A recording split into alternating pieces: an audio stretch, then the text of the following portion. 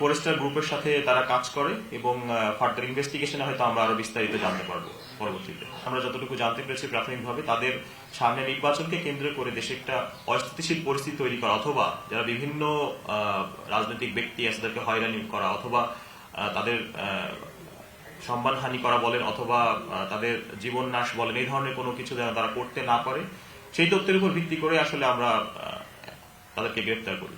এবং তাদের কাছে এই ধরনের তথ্য হয়তো ছিল যে তারা হয়তো আরো খারাপ কিছু করতে চাই বা করতে পারে।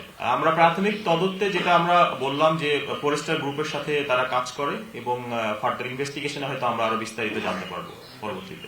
আচ্ছা, আমরা যদি সংখ্যায় বলি 340 পিস ইয়াবা পেয়েছি তার কাছে। এবং পিচ্চি বাবু খুব পরিচিত একটা নাম, আপনার হয়তো এলাকায় জেনে থাকবেন। সে অস্ত্র ব্যবসা সহ মাদক ব্যবসার সাথে সরাসরি জড়িত এবং সে মোটামুটি মাদক নিয়ন্ত্রণই করে ওই এলাকায় বলা চলে এই অস্ত্রের মাধ্যমে। তারা একসাথে যারা মানে উপর লেভেলের যারা, তাদের সাথে সরাসরি সে কাজ করে, ওঠা বসা করে।